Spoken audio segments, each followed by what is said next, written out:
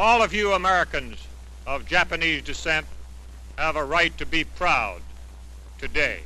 You have demonstrated true Americanism and true American citizenship on the field of battle. You have realized the necessity of coming to this distant land and leaving your homes and your loved ones in order that you could destroy this enemy who would take from you the American way of life and the freedoms which we value so highly in America.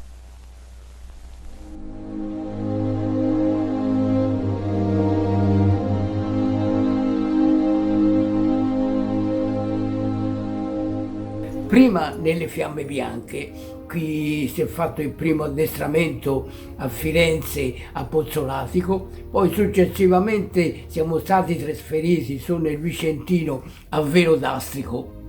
Allora per andare a Velodastico noi partimmo dalla ferrovia di Firenze con un treno, poi ci si fermò a Bologna e a Bologna caricarono sopra al treno un carro armato tedesco e lo lasciarono scoperto, sicché sul Po passarono degli aerei americani, videro questo camion tedesco, allora mitragliarono il nostro treno e ci furono 6 fiamme bianche che morirono, morì anche il viaggiatore, il conduttore del treno e fu ferito anche il capitano, come si chiamava, e gli dovettero tagliare una gamba, capito?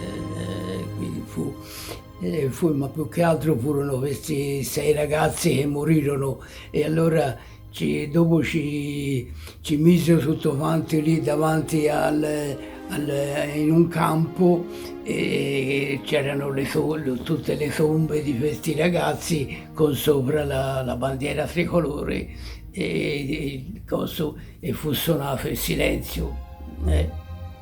E quando si è sciolto il reparto nell'agosto del 1944, allora io mi sono nuovamente arruolato, e stavolta nei Bersaglieri, dove c'erano anche altri 2 miei cugini, Gabriele Bernardini e Furio Bernardini, e quindi io sono entrato a far parte del battaglione Goffredo Mameli. Nel marzo del 45 partimmo per la Garfagnana al fronte e lì addirittura noi abbiamo combattuto contro il 442esimo reggimento dei nippo-americani, che anche loro sono stati considerati più decorati di tutti i battaglioni americani e addirittura insomma c'è stato degli scontri piuttosto violenti, capito?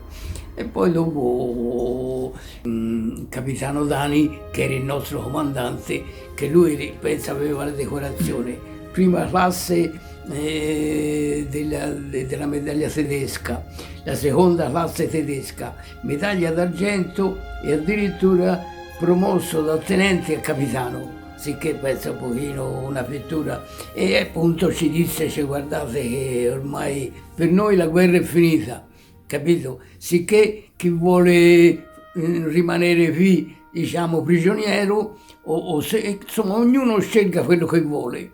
E io con i miei cugini riuscimmo a tornare, diciamo, giù verso a Milano e si è fatta a piedi dalla Garfagnana fino a Milano, capito?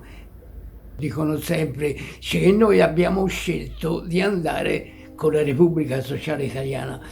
In effetti non è stata una scelta, perché a un certo momento è stato un lancio, uno nel proprio sentimento, avendo l'amore verso la patria, che cosa fa? Noi eravamo alleati con i tedeschi, quindi dovevamo continuare a combattere. Tant'è vero che se noi andiamo a esaminare, la Repubblica Sociale Italiana è stata diciamo dichiarata dopo, ma addirittura anche a Verona, per esempio, il 9 di settembre, proprio il giorno dell'avvenuto tradimento, e già c'erano dei bersaglieri che volevano continuare appunto a fare la guerra, tant'è vero che il battaglione Mussolini è stato il primo ad essere costituito ed è stato anche il primo ad andare in fronte. Loro hanno combattuto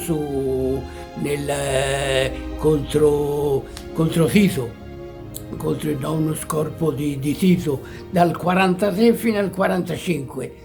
E hanno avuto anche delle belle decorazioni e tutto quanto. Quindi questo dimostra a un certo momento che dice una scelta, non è una scelta, e a un certo momento uno ha un sentimento e prende la parte che è nel suo sentimento, no? Non c'è nulla da fare. Il nostro entusiasmo è legato a quello che è il sentimento della patria, perché è chiaro che se uno non ha un sentimento, a un certo momento vive nella nullità completa.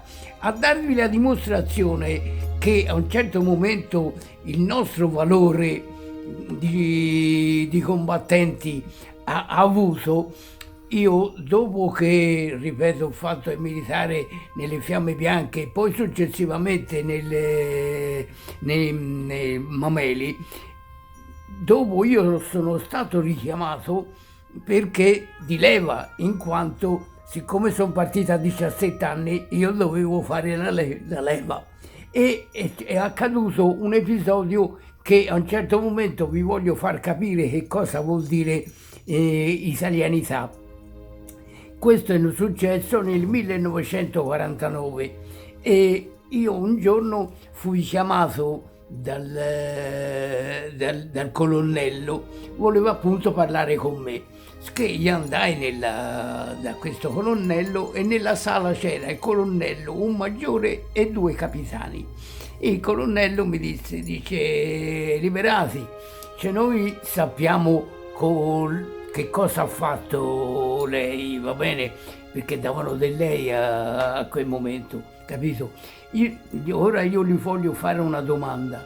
Potrà darsi che siccome qui c'è una situazione veramente difficile, l'esercito possa essere a un certo momento messo a disposizione per la difesa della patria. Chi scegliamo? Ah, Elizio, avete bisogno di noi fascisti? Beh, ce non la mettiamo così.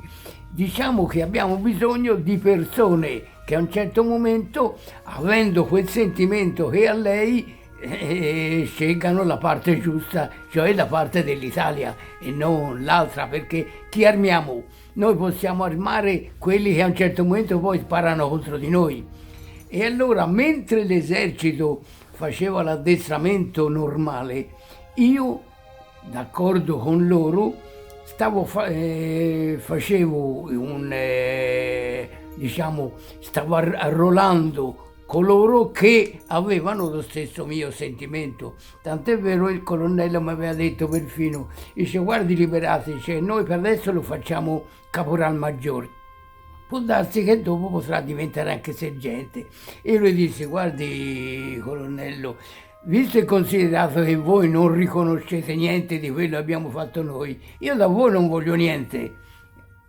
Io il reparto ve lo faccio, però non voglio niente, e quindi non mi dettero neanche i gradi. E ripeto, mentre gli altri facevano l'addestramento d'altra parte, io invece addestravo questo reparto. Poi non successe niente e ritornammo, normalmente nell'esercito. Ma che cosa dimostra questo? Appunto dimostra che a un certo momento, anche oggi, se si dovesse difendere l'Italia da